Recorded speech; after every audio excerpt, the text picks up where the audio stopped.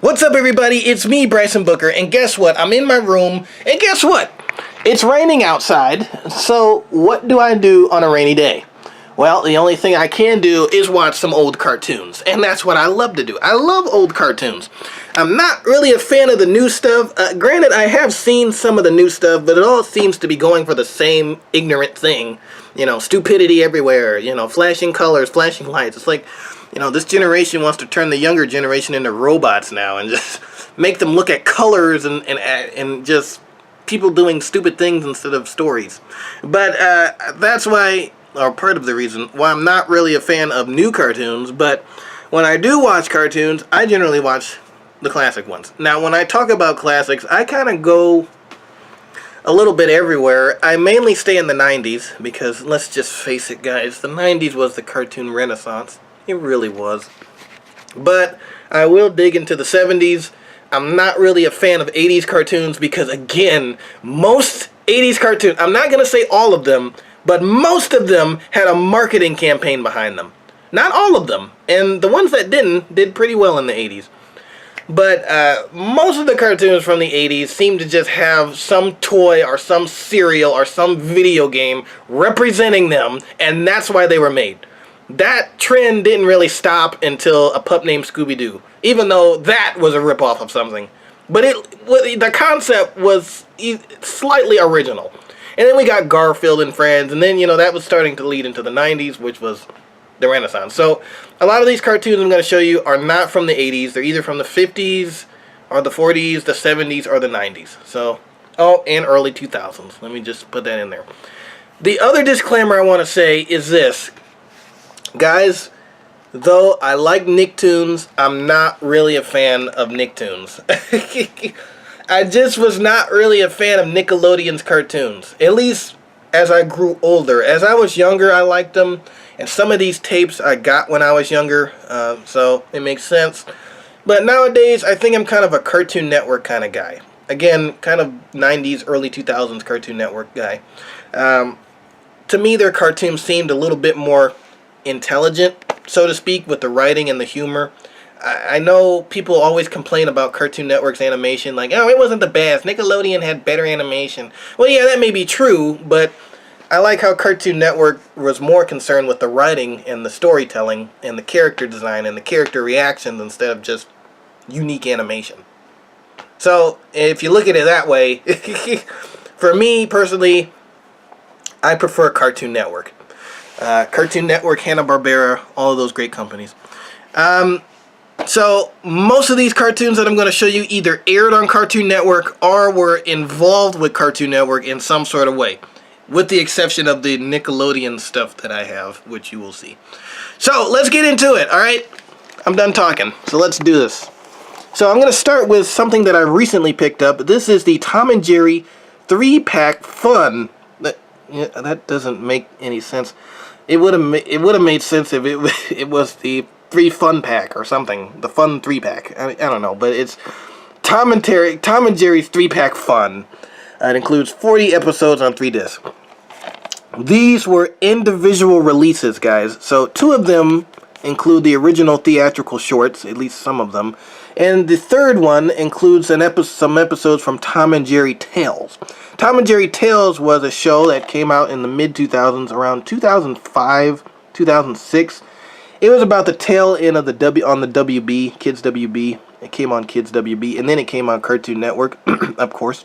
But I wasn't really a big fan of Tom and Jerry Tales. It's okay for what it is, but for me personally, I personally prefer the original 1940s shorts, which are included on Tom and Jerry's Fur-Flying Adventures Volume 1 and Tom and Jerry's Greatest Chases. Tom and Jerry's Greatest Chases, I think this tape came out originally in 2001 or 2002. You may have to check my dates on that, but this seems to be the oldest release. And then Fur-Flying Adventures, I think mid-2000s. I haven't seen either of these in a long time, so I couldn't really be the firm judge on that. But it features obviously 2 discs of original 1940s cartoons, 1940s and 50s Tom and Jerry cartoons, and then the third disc features the mid-2000s Tom and Jerry from Tom and Jerry Tales. I do like Tom and Jerry Tales now. I didn't like it when I was a kid, but now, it holds its place. This is a very recent release. I think this was released in 2017, 2018. It's just Warner Brothers' attempts to just release recycled cartoons and be uncreative with the packaging and things like that. You know how Warner Brothers is nowadays. The next DVD, blank DVD, is actually a DVD of Cartoon Network's Cartoon Fridays from June 11th, 1999. Now, guys, if you don't know about Cartoon Fridays, I would look it up right now. Pause this video, go look it up. You'll be impressed, then come back here. But Cartoon Network's Cartoon Fridays is one of my favorite blocks on the network. And if you don't know what it is, if you're an adult watching this and you're not sure what Cartoon Fridays is, it was pretty much Cartoon Network's prime time block, where they basically aired all of the new episodes of their original cartoons. So they aired Dexter's Lab, Johnny Bravo, Powerpuff Girls, Cow and Chicken, all of those shows from the original cartoon era of Cartoon Network, which is, around the late 90s and early 2000s. They aired all of those on a block. And later, they eventually had cartoon hosts that would host the cartoons as they came on. But this is actually the very first broadcast. So on June 11th this year, Cartoon Fridays will be celebrating their 20th anniversary. And so I'm definitely going to watch this again, because this is literally the first broadcast. And it features a brand new episode of Ed, Edd n Eddy, which was Avast Ye Eds at that time. So I am so happy to have this, and I can't wait to watch it again. The next DVD is, again, another Cartoon Network Cartoon Fridays. This is a half broadcast, so this features, I think it features Dexter's Lab, Johnny Bravo. I think it features Ed, Edd n Eddy as well. I think maybe just 3 or 4 cartoons. I think it has Powerpuff Girls on it. This has Powerpuff Girls. So again, another half, not the whole thing, but half broadcast of Cartoon Fridays. You can't really see what's in this disc right now, but it's Cartoon Network's Cartoon Crack-Ups.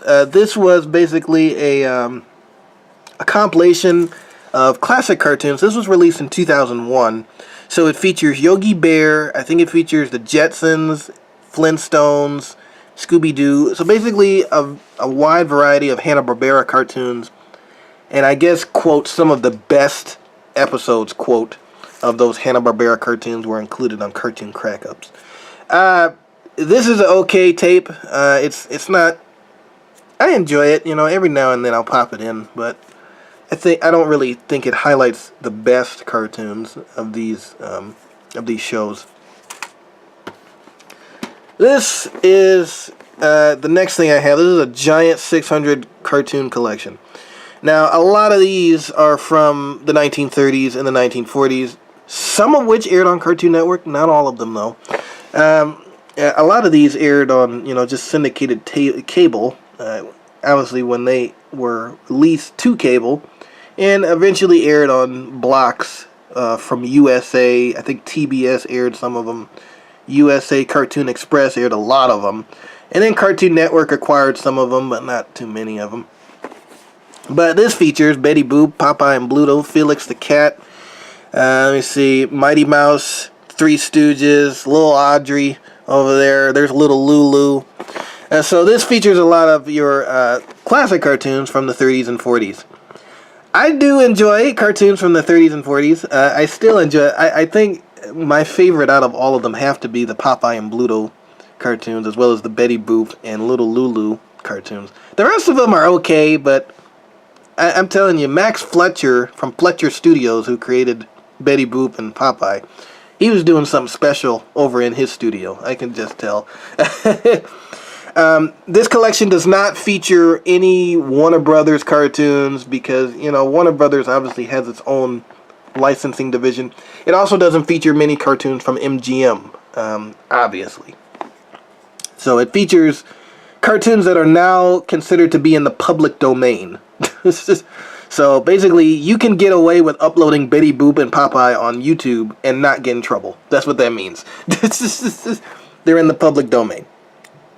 So this is a great set to own. I originally got this from Cracker Barrel. I think my mom bought it from Cracker Barrel. And it's a great collection to have. If you're really into animation, you know, you need this in your collection. It's a very great collection. Speaking of Looney Tunes and Warner Brothers, I have the Looney Tunes Center Stage collection. This highlights some Looney Tunes shorts. Honestly, I don't really like this release. I'd rather have the Looney Tunes Spotlight collection or the Looney Tunes Golden collection. You know, because I'm a cartoon collector and historian. You know, I'm not just watching this stuff because, oh, it's something cool to watch. It's like, you know, I want to watch and you experience the greatness of what these cartoons were. And I don't really think this collection highlights it that well. It puts all the obvious shorts on here, like Putty Tat Trouble, Bugs and Thugs, Lumberjerks. It's like those are some obvious shorts that are included on this collection. And they're good shorts. Don't get me wrong. They're good shorts, but you know, for me, I think I'm eventually going to swap this for the Looney Tunes Spotlight collection and the Looney Tunes Golden collection. Those are, I think, geared more towards collectors and serious animation fans. But for what this release is, it does really provide some nice laugh out loud shorts. I do enjoy watching it. Alright, I think I'm going to stop this and do a part 2 now.